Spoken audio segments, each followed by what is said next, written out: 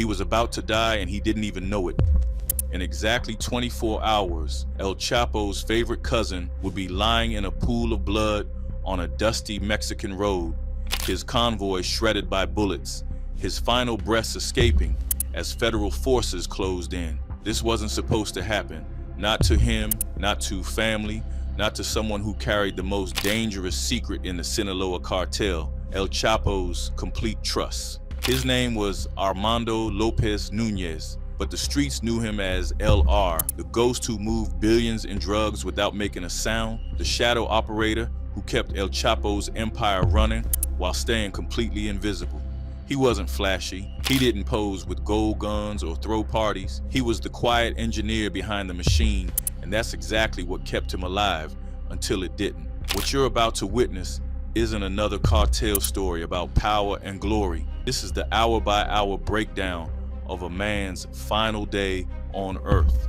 From the moment Mexican intelligence locked onto his location, through the desperate convoy movements across Sinaloa territory, to the 5-minute gunfight that would end with his body surrounded by brass, shell casings, and shattered glass. This is the final 24 hours of El Chapo's favorite cousin, LR. His real name was Armando Lopez Nunez. But to understand his significance, you need to understand what that name meant in the hierarchy of the Sinaloa cartel. This wasn't just another operator with a code name. This wasn't some street-level lieutenant trying to work his way up through violence and ambition. LR was El Chapo's cousin, actual blood family, connected through the Guzman lineage that controlled one of Mexico's most powerful criminal organizations. In cartel culture, this distinction matters more than any amount of money or firepower. Blood ties create bonds that can't be bought, relationships that transcend the normal calculations of loyalty and betrayal that define organized crime. When you're family to El Chapo Guzman, you don't start at the bottom. You don't prove yourself through years of dirty work and dangerous assignments. You enter the organization with something already established, trust. And in the world of multi-billion-dollar drug trafficking operations, where a single betrayal can cost hundreds of millions and dozens of lives, trust is the most valuable commodity that exists. Family ties gave LR immediate access to sensitive information that other cartel members would never see. He attended meetings where routes were planned, where territory was divided, where the real decisions got made. He knew the names of corrupt officials, the locations of safe houses, the schedule of drug shipments moving north. This wasn't information you shared with hired muscle. This was the operational intelligence that kept the Sinaloa cartel functioning. But LR wasn't just sitting in meetings taking notes. He had real responsibilities, real power within the organization's structure. His role was critical, managing overland trafficking routes that connected northern Sinaloa to Sonora and up to the United States border. To understand what LR actually did, you need to understand how cartel logistics work. This isn't like running a legitimate transportation company. Every shipment is illegal. Every route is monitored by law enforcement. Every convoy could be intercepted. Every driver could be an informant. Every border crossing is a potential disaster. LR oversaw the convoys, the multi-vehicle operations that moved tons of cocaine, methamphetamine, and marijuana across hundreds of miles of Mexican territory. These weren't small operations. We're talking about convoys of 5, 10, sometimes 15 vehicles moving together, armed guards protecting shipments worth millions of dollars, communication systems coordinating movements in real time to avoid military checkpoints and rival cartel ambushes. He managed safe houses throughout the region, properties where drugs were stored, where personnel could hide, where weapons were cached for emergencies. Each safe house required trusted operators, security protocols, and constant monitoring. A single compromised location could lead authorities straight to high-value targets. His role extended to acting as a liaison between family-linked operators and local plaza bosses. In cartel terminology, a plaza is a territory, and the plaza boss controls all criminal activity in that area. Coordinating between family members and leadership and plaza bosses on the ground required diplomatic skills, tactical knowledge, and the authority to make decisions that would be respected. LR wasn't a flashy public figure. His name never appeared in corridos celebrating cartel exploits. No photos of him leaked to tabloids. No recordings of his voice surfaced in wiretaps that made the news. He was part of what intelligence analysts call the shadow infrastructure, the operational layer that keeps criminal organizations functioning while the bosses get all the attention. In military terms, if the cartel was an army, LR was logistics command. Without him and operators like him don't move, the money doesn't flow, and the entire organization starts to collapse from operational failures rather than external pressure. There's a saying in the cartel world, the boss makes the decisions, but the cousin makes sure they happen. LR embodied this principle perfectly. A narrator could capture his significance perfectly with this line. He wasn't a kingpin, he wasn't a boss of bosses, but in the world of cartels, trust is worth more than gold, and LR had El Chapo's trust. That trust manifested in specific ways. When sensitive operations needed coordination, LR got the call. When family interests needed protection, LR was the one managing security. When internal disputes needed resolution without violence that could attract attention, LR served as the mediator. El Chapo Guzman built his empire on a specific strategy: place family members in positions where betrayal becomes nearly impossible. You can buy loyalty with money, but money-based loyalty evaporates when someone offers more money or threatens violence. Family loyalty, especially in Mexican culture, where family bonds are sacred, creates a different kind of commitment. This strategy made the Sinaloa cartel extremely difficult to infiltrate or dismantle. While other cartels suffered from internal betrayals and power struggles, the Guzman family structure maintained stability.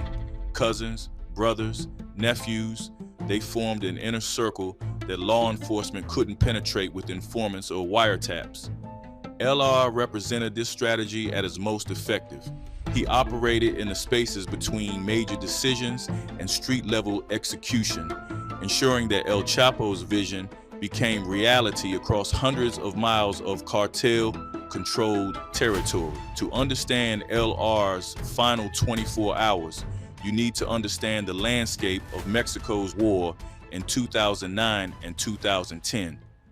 This wasn't the chaotic violence of later years, but it was a period of intense government pressure, specifically targeting the Sinaloa cartel's leadership structure. President Felipe Calderon had declared war on the cartels, deploying military forces throughout Mexico in an unprecedented show of federal force. But the strategy was evolving. Early in the war, authorities focused on capturing or killing cartel leaders, the high-profile kingpins whose arrests would make headlines and demonstrate government progress. That strategy had mixed results. When you kill or capture a cartel boss, the organization often fragments into smaller, more violent groups fighting for control. Territory becomes contested. Violence actually increases as rival factions battle for the crown. By 2009, Mexican intelligence units were implementing a more sophisticated approach: target the support system. Instead of just going after El Chapo himself, they started identifying and eliminating the network that kept him in power. This meant targeting family members, financial operators, logistics coordinators, the shadow infrastructure that made the Sinaloa cartel function. This strategic shift made people like LR extremely vulnerable. He wasn't protected by the public profile that kept El Chapo constantly mobile and heavily defended. He wasn't anonymous enough to disappear into the general population. He occupied the dangerous middle ground, important enough to be a valuable target, but not prominent enough to warrant the extreme security measures that protected the top bosses. Throughout 2009, Mexican federal intelligence units intensified their surveillance operations in Sinaloa. They weren't just monitoring communications anymore. They were building comprehensive maps of cartel operations, identifying patterns in convoy movements, tracking family relationships, and using informants embedded in local communities. The Guzman family became a specific focus. Intelligence analysts understood that blood ties held the Sinaloa cartel together, so they started building detailed profiles of every family member with operational responsibilities. Names, photographs, vehicle registrations, property ownership, travel patterns.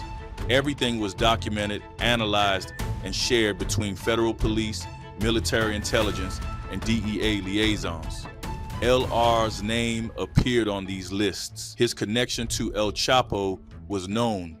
His role in logistics operations had been identified through intercepted communications and informant reports.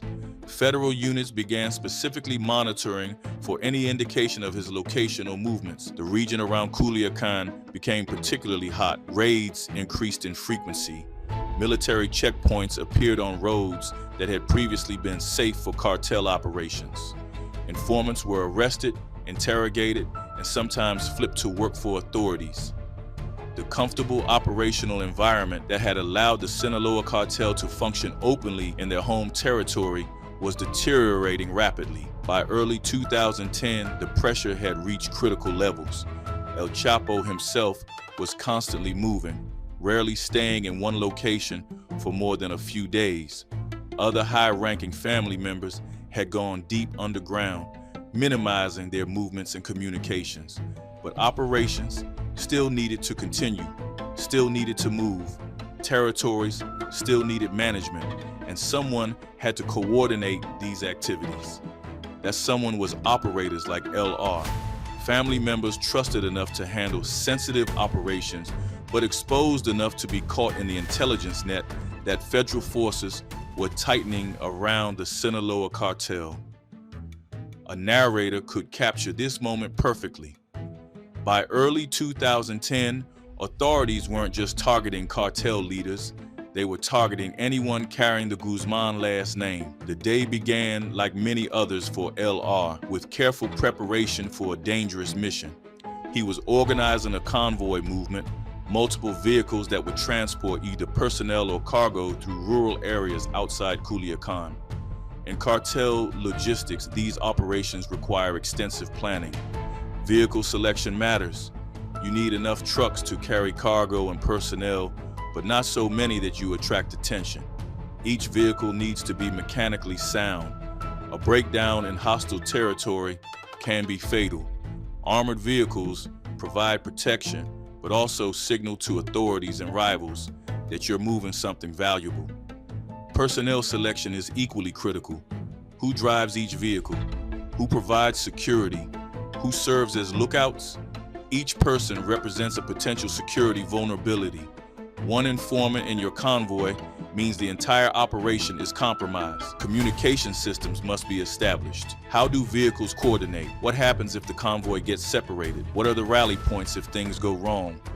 In cartel operations, they typically use encrypted radios, coded language, and pre-arranged signals that allow coordination without revealing operational details to anyone monitoring communications. LR's convoy on this particular day consisted of multiple vehicles. Reports suggest between 5 and 8 trucks moving through ranch zones outside Culiacan. These were areas he knew well, territory where the Sinaloa cartel had operated for decades, where local residents either supported the cartel or knew better than to cooperate with authorities. But what LR didn't know was that federal intelligence units had already intercepted communications about this movement. The intelligence wasn't specific. They didn't know exactly who was moving or what they were transporting, but they had enough information to identify that this was a Guzman family operation. While LR and his convoy prepared to move, federal police and military units were receiving their own operational briefings. Intelligence officers had identified the convoy's likely route based on communication intercepts and historical pattern analysis. This is where modern surveillance technology changed the game. Earlier in Mexico's war, authorities relied primarily on informants and random checkpoints to intercept cartel operations. By 2010, they had access to more sophisticated tools, drones, unmanned aerial vehicles equipped with cameras and tracking technology could monitor large areas without alerting targets to surveillance. Ground units could position themselves based on real-time intelligence rather than guesswork.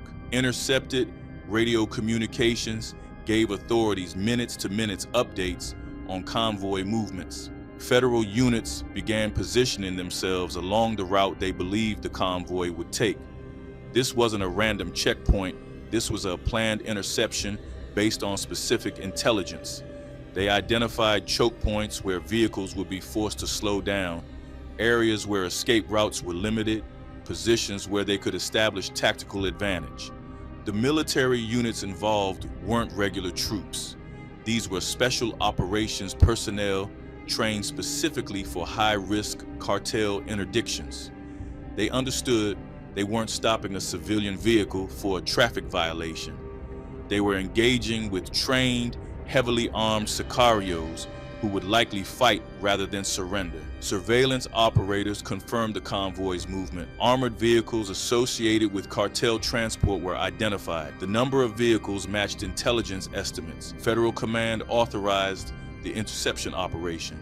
A narrator could capture this moment. For the first time in months, authorities saw an opportunity to strike someone close to El Chapo. LR's convoy began advancing through the rural roads outside Culiacan. Dust clouds rose behind the vehicles as they navigated unpaved paths between ranches and small communities. In any other context, this would look like ranchers, moving equipment, or local residents traveling between properties. But these weren't ordinary vehicles, and the men inside weren't ordinary travelers. Each truck carried armed sicarios, weapons ranging from AK-47s to AR-15, communication equipment connecting them to cartel intelligence networks. The convoy moved with tactical awareness, vehicles maintaining proper spacing, lookouts scanning for threats, drivers ready to accelerate or maneuver at the first sign of danger. Inside one of these vehicles was LR, likely coordinating the operation through encrypted communications, monitoring for any signs that their movement had been compromised. In cartel operations, you assume you're always under surveillance. The question isn't whether someone is watching, it's whether they have positioned themselves to act. Local informants, possibly working for federal authorities, possibly playing both sides, reportedly confirmed to intelligence units that a key operator was present in the convoy. This intelligence, accurate or not, elevated the operation from a routine interdiction to a high-priority target engagement. The convoy's destination was likely a ranch property where they would either deliver cargo, meet with local plaza bosses, or establish temporary operations.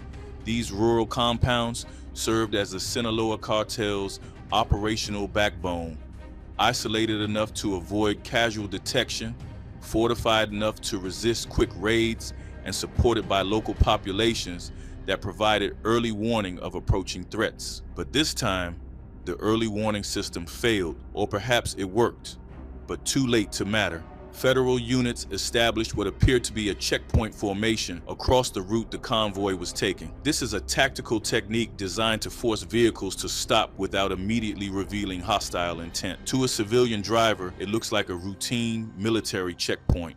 To cartel operators, it triggers immediate alarm, stop and risk arrest, or flee and guarantee a gunfight. As LR's convoy approached, the lead drivers would have immediately recognized the situation. Federal police in military uniforms, armed personnel in tactical positions, vehicles blocking the road ahead.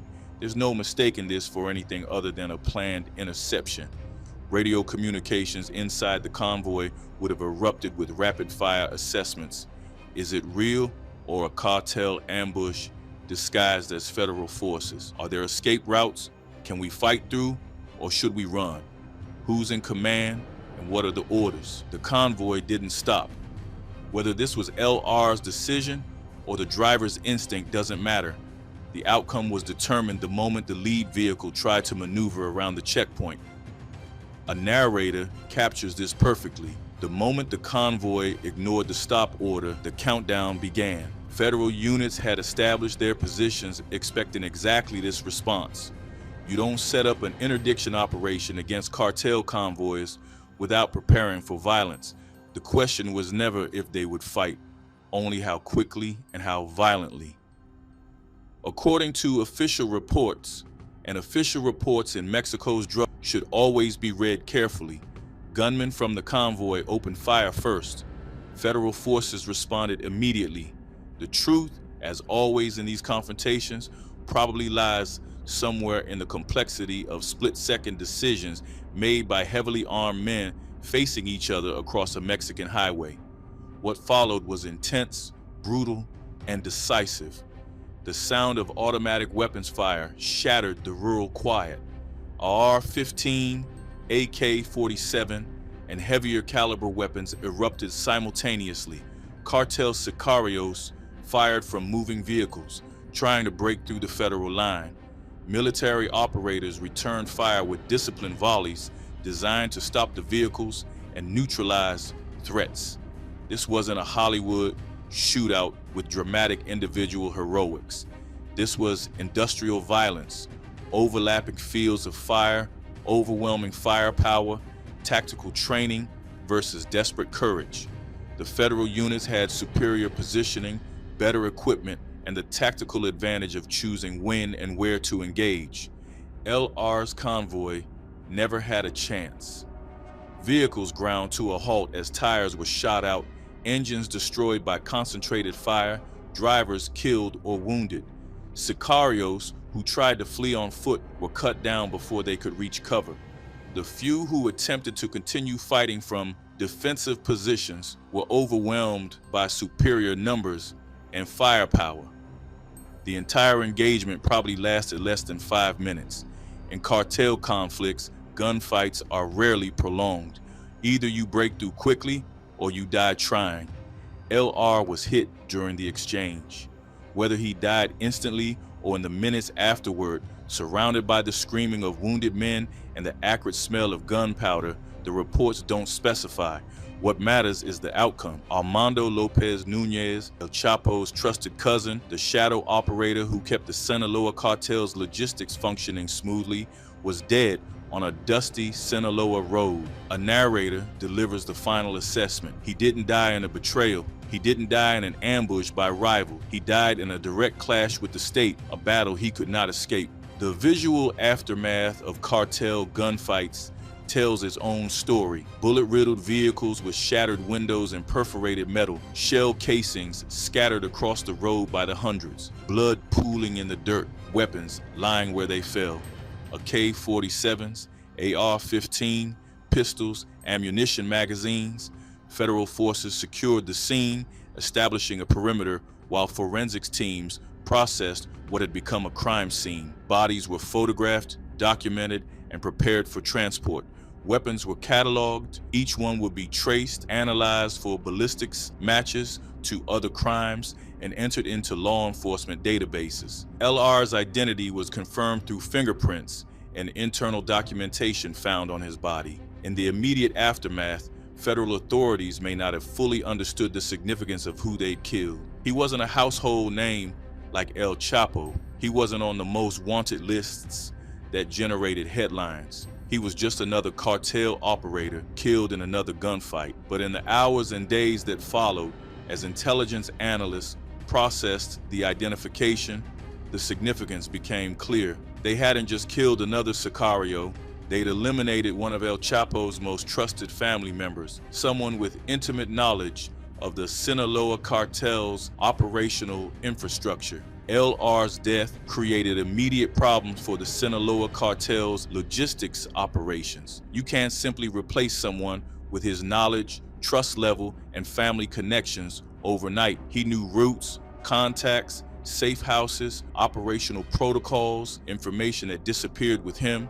Convoys he would have coordinated had to be reassigned to other operators. Relationships with local plaza bosses needed to be rebuilt. The intelligence he carried in his head about ongoing operations, future plans, and security procedures was gone permanently. For the Mexican government, this represented exactly the kind of victory their new strategy was designed to achieve.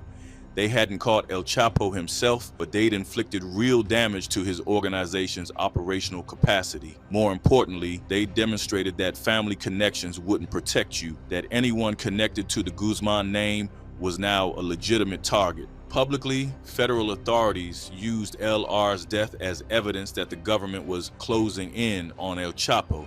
Press releases emphasized the family connection, the importance of the target, and the sophisticated intelligence operation that led to the interception. News outlets ran stories about how authorities were systematically dismantling the Sinaloa cartel's leadership structure. The reality, as always, was more complicated. El Chapo remained free. The Sinaloa cartel continued operating. Drug shipments still moved north. The fundamental dynamics of Mexico's drug trade were unchanged by one dead cousin on a rural highway, but the psychological impact mattered. Inside the cartel, there was now concrete evidence that being family didn't guarantee safety. The trusted inner circle that formed the organization's backbone was vulnerable. Every family member with operational responsibilities now understood they could be next. Inside the Sinaloa cartel, responsibilities shifted quickly. Organizations this large and profitable don't stop functioning because one operator dies. They adapt. Other relatives and loyalists absorbed LR's duties. New logistics coordinators took over convoy operations. The shadow infrastructure rebuilt itself around the loss. But something had changed. The comfortable assumption that family connections provided protection against government forces had been shattered. Operations became more cautious, more paranoid. Family members reduced their movements, increased security, and became even more isolated from normal life. El Chapo himself, according to intelligence reports from this period, became increasingly difficult to track. He stopped using certain communication methods, changed the patterns that had been predictable, and relied on an even smaller circle of absolutely trusted associates. LR's death had demonstrated the government's capability to target family members, and El Chapo responded by making the entire organization harder to penetrate. A narrator could summarize LR's legacy perfectly. In the grand scale of cartel wars, LR was not the most famous, but he was one of the most trusted. His death didn't make international headlines. There were no documentaries about his life, no books analyzing his role in cartel operations. Within weeks, his name disappeared from news coverage, replaced by the next victim, the next arrest, the next explosion of violence in Mexico's endless drug war. But inside the Sinaloa cartel, his absence was felt for months.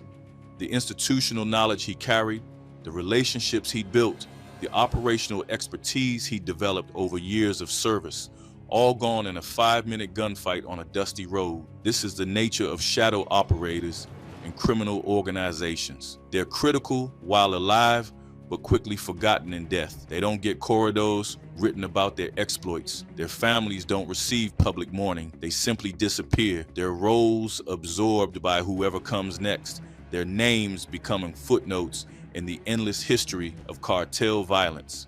LR lived his life behind the scenes, and he died the same way. His final 24 hours reveal the hidden pressure points of the Sinaloa cartel and the quiet war that cost El Chapo one of his closest family members. This wasn't a story of betrayal or dramatic downfall. There was no ambush by rival cartels, no internal power struggle, no desperate escape that failed. LR died doing exactly what he'd been doing for years, managing logistics, coordinating operations, keeping the machine running while staying out of the spotlight. His death represents something broader about Mexico's drug war, the countless operators who make cartels function, the family members who provide the backbone of trust that holds these organizations together, and the government's strategy of dismantling support systems rather than just chasing kingpins. The final 24 hours of Armando Lopez Nunez, LR, the shadow operator, El Chapo's trusted cousin, demonstrate that in Mexico's drug war, invisibility is no longer enough. Family connections that once provided protection now make you a target. The quiet engineers who make billions in drugs move without sound are just as vulnerable as the flashy bosses who dominate headlines. El Chapo would eventually be captured years later, extradited to the United States, and sentenced to life in prison. But long before that final fall, the Mexican government was systematically eliminating the people who made his empire possible. LR was one of the first casualties of this strategy, a trusted family member whose death barely made the news, but whose absence created ripples throughout the organization he served. His story is a reminder that in the world of cartels, there are no safe positions. Whether you're the famous kingpin or the quiet cousin managing logistics, whether you seek attention or hide in shadows, the mathematics of violence eventually catches everyone. Trust, family, loyalty, none of it stops bullets when federal forces decide you're worth targeting. The last 24 hours of LR ended on a rural road outside Culiacan, his body surrounded by bullet casings and shattered vehicles, another casualty in a war that never ends and rarely makes heroes of anyone involved. What are your thoughts on the Mexican government's strategy of targeting family members instead of just going after kingpins? Do you think LR knew the risks he was taking, or did he believe family connections would protect him? Drop your thoughts in the comments below, and don't forget to subscribe for more deep dives into the untold stories of cartel operations and the people who lived and died in the shadows of Mexico's drug war.